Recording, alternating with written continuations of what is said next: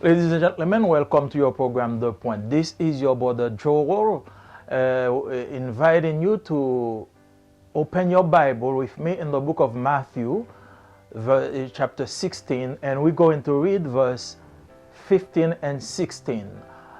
First of all, I want to thank you for your support, and I want to continue to invite you to subscribe to the program so the broadcast can come to you directly every month.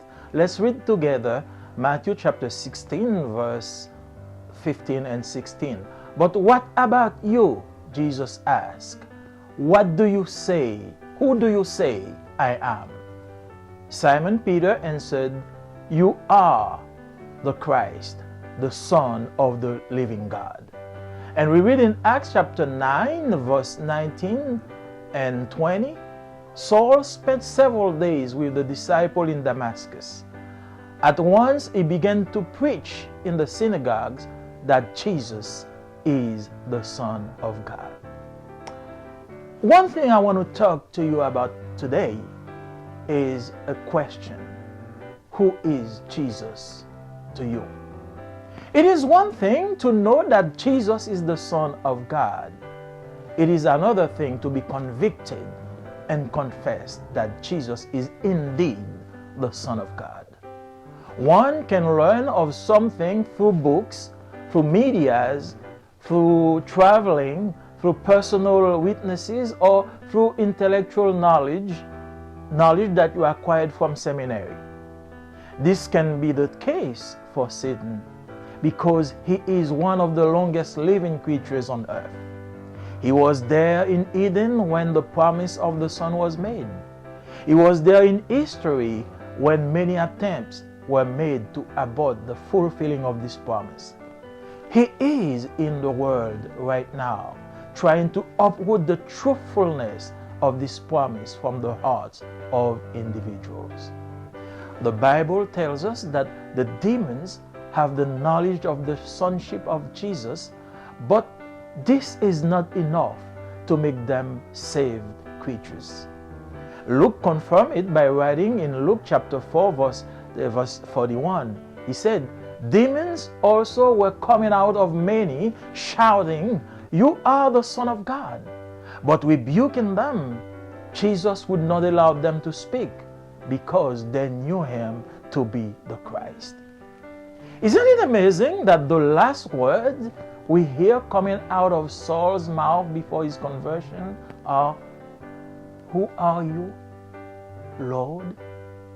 We read this in Act 9, verse 5.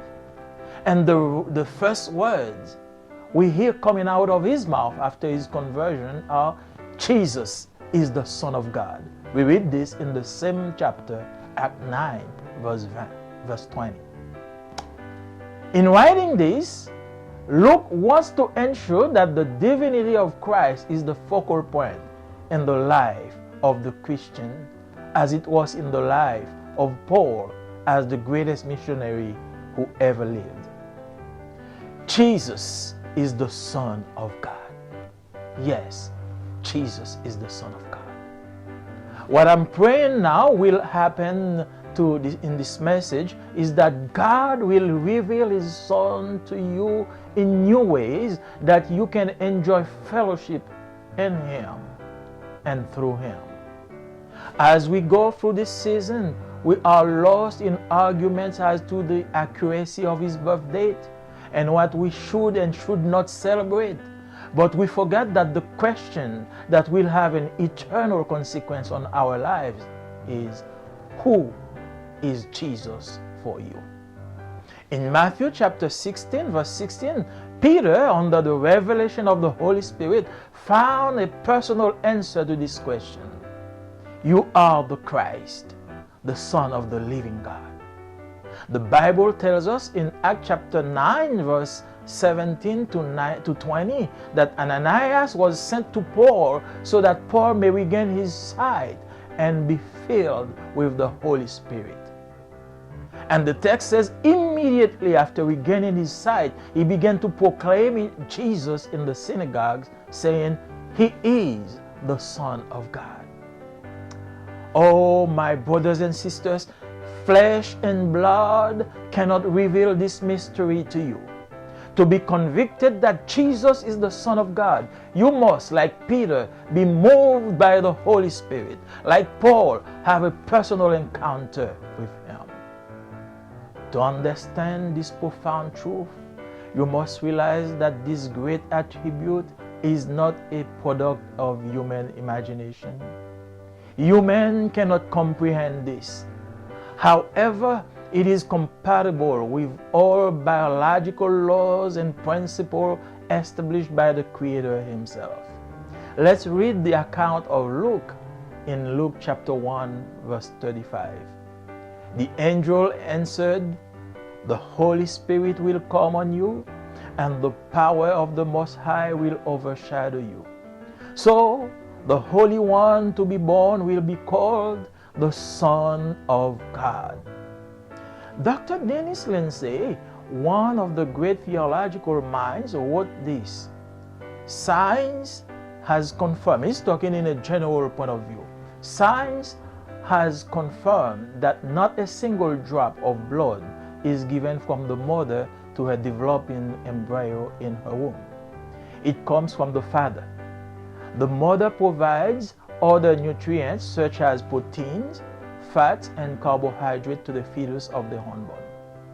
The waste product of the child's metabolism are passed back to the mother's circulation. Yet, no actual interchange of a single drop of blood ever occurs." End of quote. To understand Dr. Lindsay's point, you must do some research about fetal circulation. God had to find a way where Jesus would be perfectly human according to the flesh, and yet not have the blood of sinful humanity. This is what the virgin birth of Jesus explains to us. Jesus had Adam's body, but not Adam's blood. The angel told Mary, "The Holy One to be born will be called the Son of God." Luke chapter 1, verse 35. The prophet Isaiah called him Emmanuel. God is with us. Isaiah 7, verse 14. What does it mean that Jesus is the Son of God? It means that He is God. Paul said in Colossians chapter 2, verse 9, "In Him the whole fullness of God dwells bodily."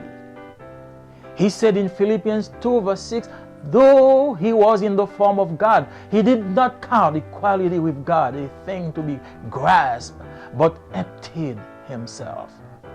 We read in Hebrews chapter 1, "In these last days God has spoken to us by His Son, whom He appointed the heir of all things, through whom also He created the world.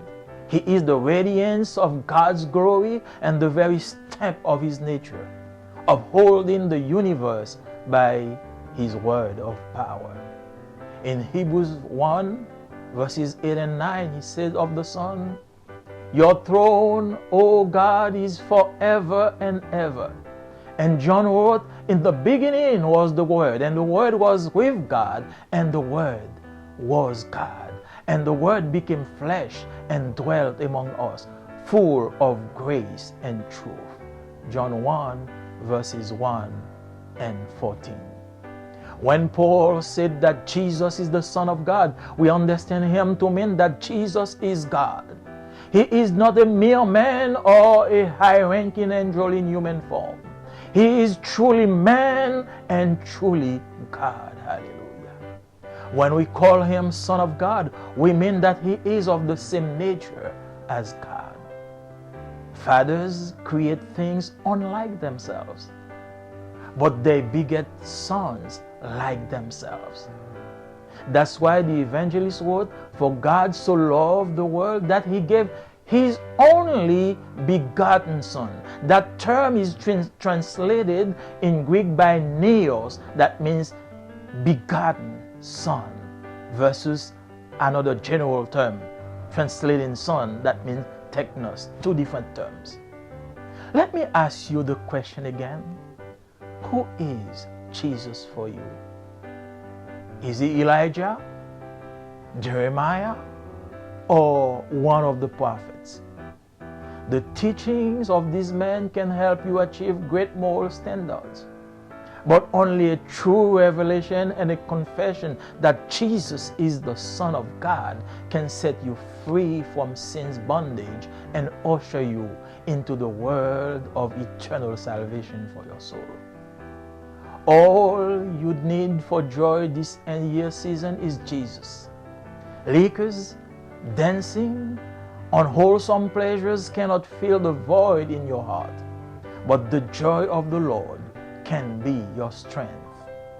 The perennial debates and questions you ask about the when, the where, and the events surrounding the birth of the Savior will get you nowhere. But the revelation of Jesus, that Jesus is the Son of God, is your only ticket to true freedom and real peace. Who do you say I am? This question was posed to the disciples. It is posed to you today. The answer is yours. The answer is personal. Jesus is God. He came down to dwell among us so He can give you life. Accept Him as your Savior and your Redeemer. Let's pray together. Thank you, God, for your word.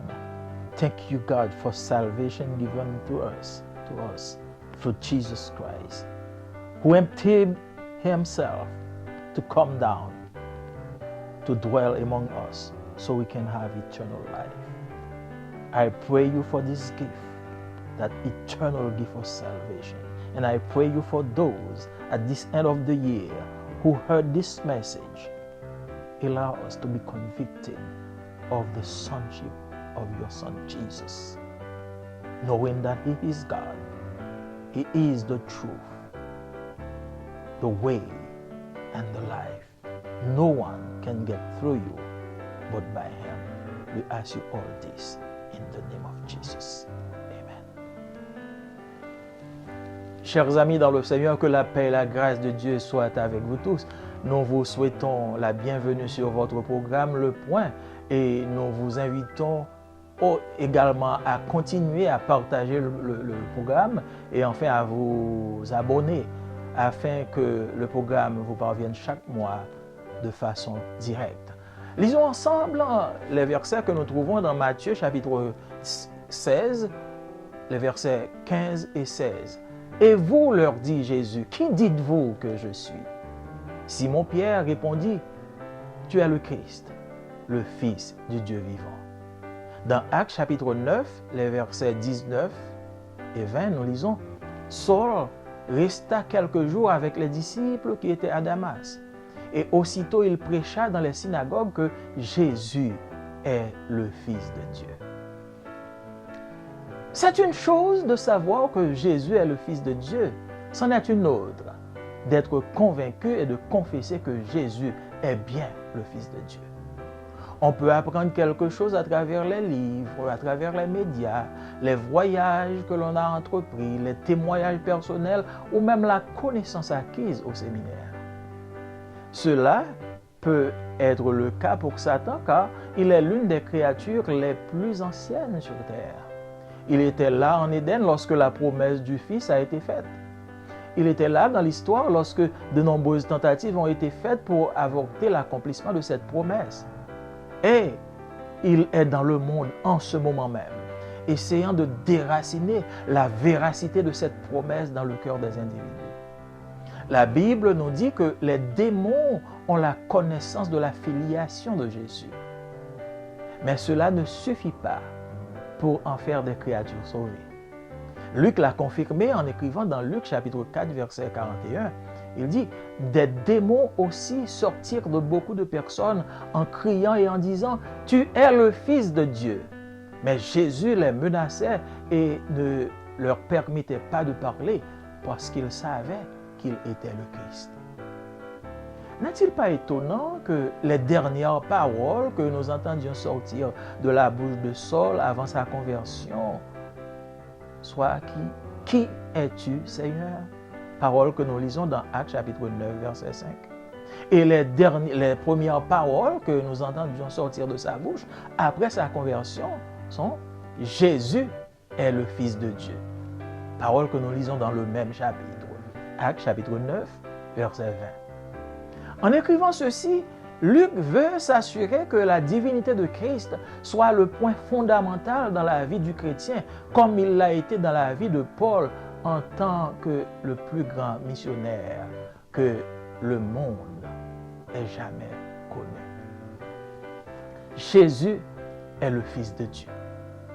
Chers amis, ma prière aujourd'hui est que Dieu puisse vous révéler son Fils d'une façon toute nouvelle afin que vous puissiez jouir d'une communion parfaite avec lui et en lui.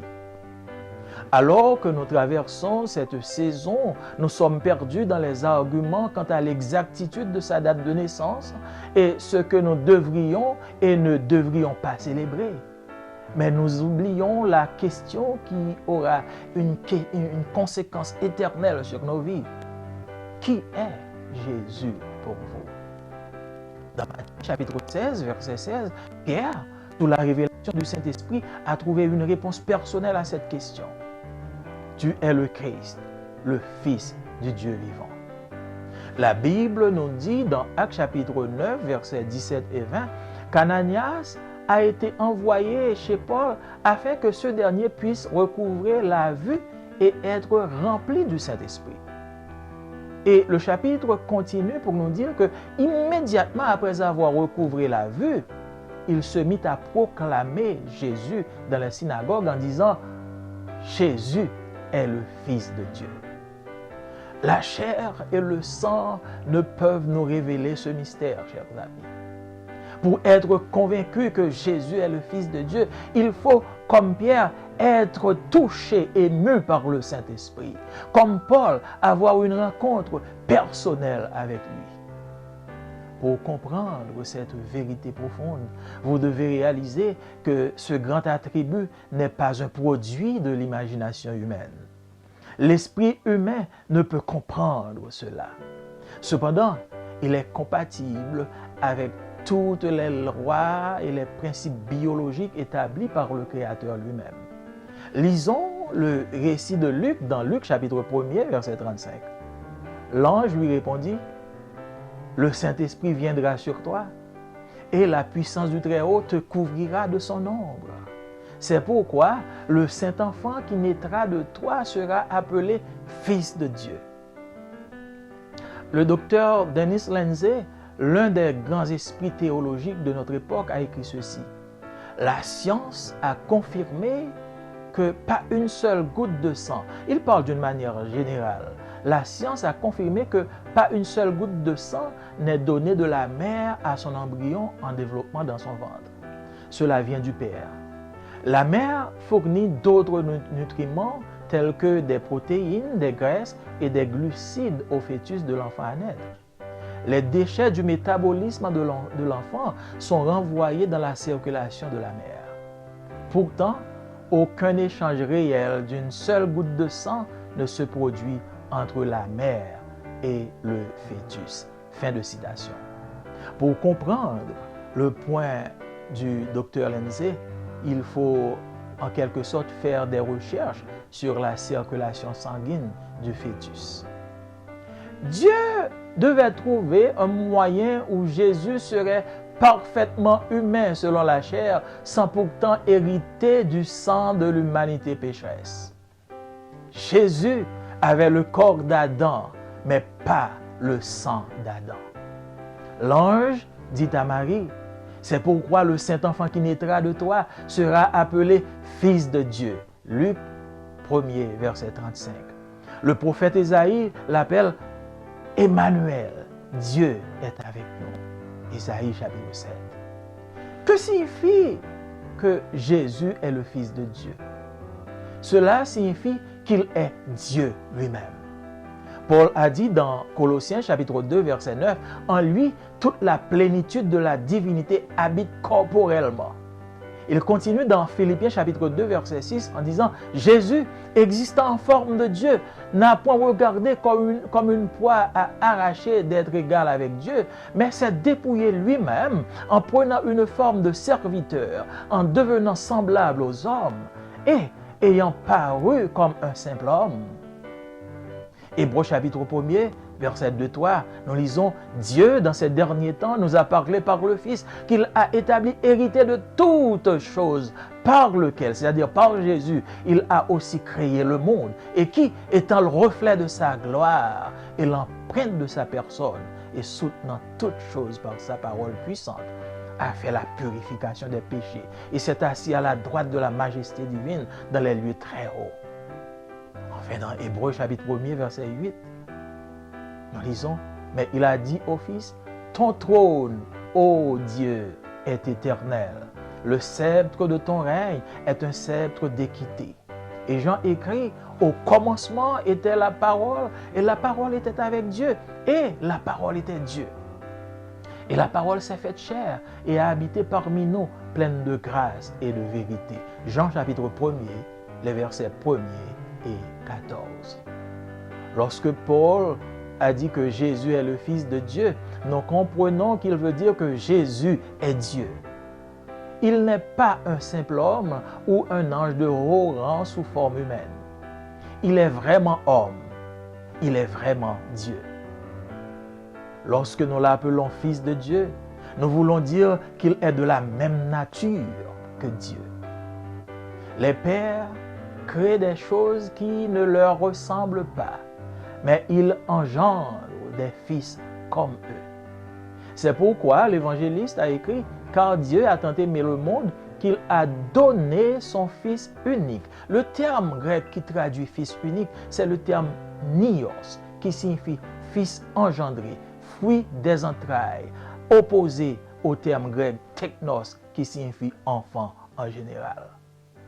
Laissez-moi vous reposer la question. Qui est Jésus pour vous? Est-il Élie, Jérémie ou l'un des prophètes? Les enseignements de ces hommes peuvent vous aider à atteindre de grandes valeurs morales, mais seule une véritable révélation et une confession que Jésus est le Fils de Dieu peuvent vous libérer de l'esclavage du péché et vous rendre et vous permettre d'entrer dans le monde du salut éternel pour votre âme. Tout ce dont vous avez besoin pour la joie en cette saison de fin d'année, c'est Jésus. Les liqueurs, la danse, les plaisirs malsains ne pourront pas combler le vide de votre cœur, mais la joie du Seigneur peut être votre force. Les débats pérenniels et les questions que vous posez sur le quand, le lieu et les événements qui entourent la naissance du Sauveur ne vous mèneront nulle part. Mais la révélation que Jésus est le Fils de Dieu est votre seul et unique ticket pour la vraie liberté et la vraie paix. Qui dites-vous que je suis? Cette question a été posée aux disciples. Elle est posée à vous aujourd'hui. Vous avez la réponse, car la réponse est vraiment personnelle. Je vais vous inviter à vous courber là où vous êtes et ensemble, nous allons prier, nous allons dire merci à Dieu pour ce grand cadeau. Dieu Tout-Puissant, nous voulons te dire merci en ce moment béni parce que tu as pensé à nous depuis l'éternité et tu nous as donné Jésus. Il s'est fait homme pour nous donner la vie. Il était 100% homme et 100% Dieu. Nous te disons merci. Permets, Seigneur, que nous soyons tous convaincus de cette vérité. On peut avoir des connaissances immenses de la personne de Jésus, de l'histoire de la vie de Jésus, mais sans une rencontre personnelle avec ton Fils, nous n'avons pas la vie. C'est pourquoi, ô Père, nous te demandons de permettre à tout un chacun d'être convaincu de la filiation de Jésus à toi. Et en tant que fils de Dieu, il est Dieu. Sois avec chacun d'eux. Bénis-les et sauve-les. Au nom de Jésus, nous te prions. Amen.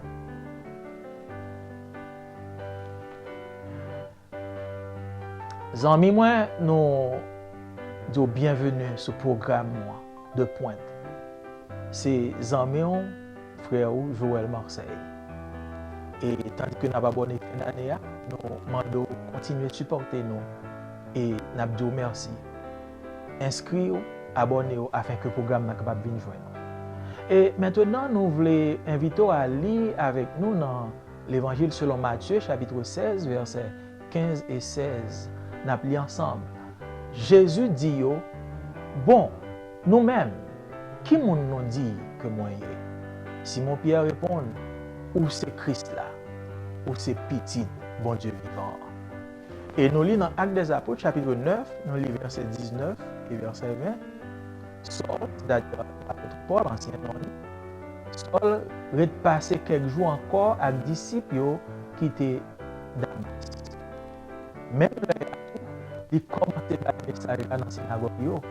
Il t'a fait nous comprendre que Jésus, c'est petit bon Dieu. Mes amis, c'est un bagage pour nous connaître que Jésus, c'est petit bon Dieu. Lorsqu'on est convaincu et qu'on confesse que Jésus, c'est réellement petit bon Dieu. Ou capable d'apprendre un bagage dans le livre, ou capable d'apprendre un bagage dans les médias, ou capable d'apprendre à cause de plusieurs voyages qu'on fait, à cause de témoignages personnels que moun ba ou même par connaissance qu'on a acquis dans les grands séminaires. Satan, c'est capable de yon moun sa yo. C'est peut-être le cas pour lui-même, parce que c'est plus ancien créature qui vit sous terre. Il était là en Éden lorsque la promesse a été faite que tu as un sauveur qui venu. Il était là dans l'histoire lorsque plusieurs tentatives étaient prises pour être capable de faire promesse ça pas faite. Et qu'on y a là encore dans le monde, l'a essayé chaque jour pour déraciner vérité promesse ça dans cœur chaque monde. La Bible dit nous que démons yo ont connaissance que Jésus c'est petit bon Dieu, mais ça n'a pas suffi pour faire de eux-mêmes des créatures sauvées. Luc confirme ça lorsque l'écrit dans Luc chapitre 4 verset 41, il dit démons yo aussi ont sorti de un pile monde et a crié, il a dit où c'est petit bon Dieu. Mais Jésus menacé eux, il pas permettre de parler parce que il connaît que c'était petit bon Dieu vraiment. Nous pas trouvé que c'est étonnant que dernière parole qui sortit dans bouche l'apôtre Paul lorsque il était rencontré avec Jésus sur Damas, il te dit qui est souillé Seigneur. Nous lisons ça dans Actes des Apôtres chapitre 9 verset 5. Et dans le même chapitre ça, dans verset 20, nous avons une première parole qui sortit dans bouche lui lorsque le film converti, c'est Jésus, c'est petit bon Dieu. Lorsque Luc écrit ça, il voulait assurer que la divinité de Christ c'est constitué le point fondamental dans la vie de chaque chrétien, comme c'était le cas dans la vie de Paul, qui était le plus grand missionnaire qui n'a jamais existé. Jésus, c'est petit bon Dieu. Amis, moi, prière pour vous aujourd'hui, c'est que bon Dieu est capable de révéler petit li dans la vie d'une façon nouvelle, afin qu'on soit capable de réaliser, afin qu'on soit capable d'avoir une communion parfaite avec lui et en lui-même. Tandis que nous avons entré dans la fin saison l'année, ça, nous perdu dans l'argument en ce qui concerne l'exactitude date naissance là, en ce qui concerne qui ça nous doit faire et qui ça nous pas doit faire, comment nous doit célébrer et comment nous pas de célébrer. Tandis que nous oublions question qui a plus d'importance pour nous, question qui gagne portée sur vie éternelle nous. Qui est Jésus y est pour nous-mêmes? Dans Matthieu chapitre 16 verset 16, Pierre, sous révélation Saint-Esprit, lui joue une réponse personnelle à la question ça. Il dit où c'est Christ là, où c'est petit bon Dieu vivant. La Bible dit nous dans Actes chapitre 9 verset 17-20 que Ananias, bon Dieu t'a voyé là avec Paul pour que Paul soit capable de recouvrir la vie. et que tu es capable de remplir du Saint-Esprit. Et même chapitre là dit nous, immédiatement après que Paul t'a fini recouvrer la vue, il t'a commencé à enseigner dans la synagogue là que Jésus, c'est petit bon Dieu. Aux amis, moi, la chair et le sang pas capable de révéler au mystère ça. Pour capable convaincre que Jésus-Christ c'est petit bon Dieu, il faut, même Jacques-Pierre, qu'on est capable de toucher par le Saint-Esprit. Même avec Paul, qu'on est capable de faire une rencontre personnelle avec lui. Pour comprendre la vérité profonde, ça, au besoin de réaliser que grand attribut ça, ce n'est pas un produit imagination l'homme. L'esprit l'homme n'est pas capable de comprendre ça. Cependant, attribut ça compatible à toute loi et tout principe biologique que bon Dieu lui-même l'établit. On lit ensemble ça, Luc dit, dans Luc chapitre 1er, verset 35. Il dit, l'ange l'en répond, Saint-Esprit vient pour le venir sur même, et puissance ça qui très haut, il vient pour le couvrir. Et c'est peut-être ça, Timoun saint ça qui dans saint là. Ou gagne, bon Dieu vient pour le relayer, petit bon Dieu. Au docteur Dennis Lindsay, un grand théologien dans temps noir, il écrit ça. Il dit, la science confirmée que pas gagne une goutte dans sang ti moun qui sorti dans maman. Ça c'est un bagage général que l'a dit. Il dit tout ça qui dans ti moun tout sang ti moun nan li vini de papa. Maman bay l'autre substance à ti moun tel que protéines, graisse, glucides à ti moun qui dans ventre li. Déchets qui sortent dans ti moun les déchets métaboliques ti moun nan, yo retourné dans circulation maman. Mais pourtant, pas gain aucun échange réel de sang entre ti moun nan et maman. Fin de citation. Pour comprendre point de vue Dr. Lindsay, faut faire une recherche personnelle sur ça la circulation sanguine de ti moun qui nan ventre. Bon Dieu, tu dois joindre un moyen côté Jésus t'a parfaitement humain selon la chair, sans que pas hérité du sang de l'humanité pécheresse. Jésus t'a gagné le corps d'Adam, mais il pas gagné le sang d'Adam. L'ange l'a dit Marie, c'est peut-être ça Timoun ça qui pourra sortir dans ventre il y a pour le relayer petit bon Dieu. Luc chapitre 1er, verset 35. Prophète Esaïe relève Emmanuel, ça signifie bon Dieu avec nous. Qui ça signifie que Jésus c'est petit bon Dieu? Ça signifie que c'est bon Dieu lui-même. Paul dit dans Colossiens chapitre 2, verset 9, il dit, dans lui-même habiter toute la plénitude corporelle de Dieu. Non, il continue dans Philippiens chapitre 2, verset 6, il dit, Jésus existait en forme de Dieu, il n'a pas gardé ça pour faire ça, un paquet de bagailles, comme s'il était égal à bon Dieu, mais il dépouillait de lui-même, il prend une forme de serviteur, il prend une forme semblable à l'homme, il paraît comme un homme simple. Dans Hébreux chapitre 1er, verset 2-3, nous dit, bon Dieu, dans le dernier temps, il parle nous par le Fils, qu'il établit héritier de toute bagaille. Par le Fils, il créait aussi le monde, et qui étant reflet gloire et image personne, il soutenait toute bagaille par sa parole puissante. Il fait la purification des péchés et il campait à la droite de la majesté divine. Hébreux chapitre 1er, verset 8-9, il dit, oh, la palak petite là, elle dit, oh, ton trône, oh Dieu, son trône qui est éternel. Bâton rayonnant, son bâton de justice. Et Jean écrit, au commencement, c'était parole là t'es avec bon Dieu, et parole là t'es bon Dieu lui-même. Il t'est fait chair, il t'est habité parmi nous, plein de grâce et de vérité. Jean chapitre 1er, verset 1er et verset 14. Lorsque Paul dit que Jésus c'est fils de Dieu, nous comprenons que veut dire que Jésus c'est bon Dieu lui-même.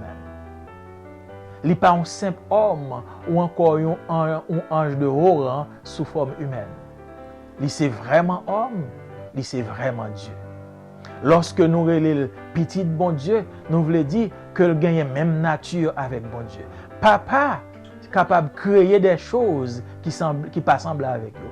Mais papa yo engendré bagaille qui semblait avec nous. C'est peut-être ça évangéliste là il écrit car Dieu tellement aimait le monde que le bail petit unique terme petit unique là, il traduit dans le mot grec là par nios qui signifie petit engendré, fruits entrailles. Gon l'autre terme grec qui signifie technos qui signifie petit en général, enfant. Qui te me pose une question encore. Qui ça Jésus est pour vous? Est-ce que c'est Élie? Est-ce que c'est Jérémie? Ou bien est-ce que c'est un prophète?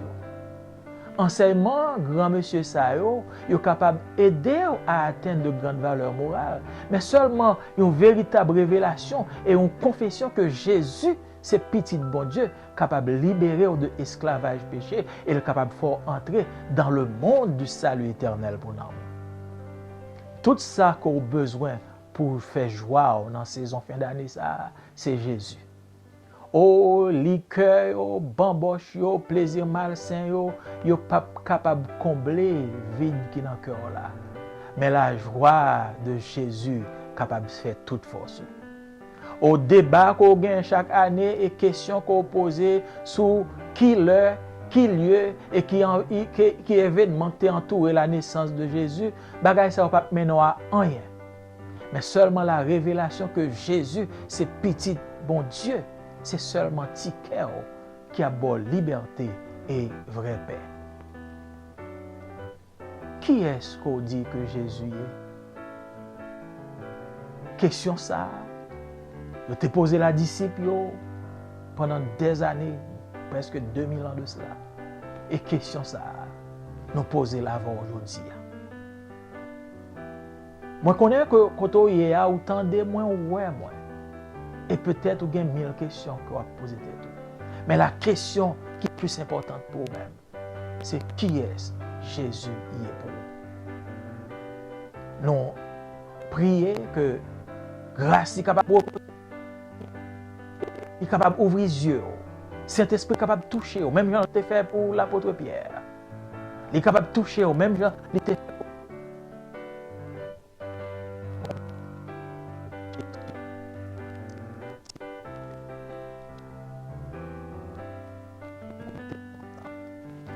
Tout-puissant pour révélation ça qu'on bat nous que Jésus c'est bon Dieu. Jésus c'est fils de Dieu et sans lui-même nous pas capable de gagner la vie. Oh Seigneur, nous mettez de côté toute connaissance, tout ça que nous t'ai apprendre dans le livre et nous voulons que Saint-Esprit soit capable de révéler nous de façon personnelle. Oh gen moun quelque part qui tendem aujourd'hui là qui garde aujourd'hui là et qui a posé cette question. Seigneur, t'en prie, touchez-yo. Même je t'ai fait pour l'apôtre Pierre, ou dit la chair le sang pas capable de révéler ça, seulement l'esprit. Nous demandons faire même bagarre là pour moun sa yo. Même je t'ai fait pour l'apôtre Paul, permettre que Eka est capable de tomber des yeux et est capable de réaliser que Jésus c'est petit bon Dieu. Jésus c'est bon Dieu. Sans lui-même, ou pas capable de gagner la vie parce que il c'est chemin. Il c'est la vérité et la vie. Nous demandons toute grâce à vous, au nom de Jésus qui vit et qui règne au siècle des siècles. Amen. Please subscribe. T'en prie, abonnez. Parce que nous avons besoin que le message aille plus loin. Que bon Dieu bénisse.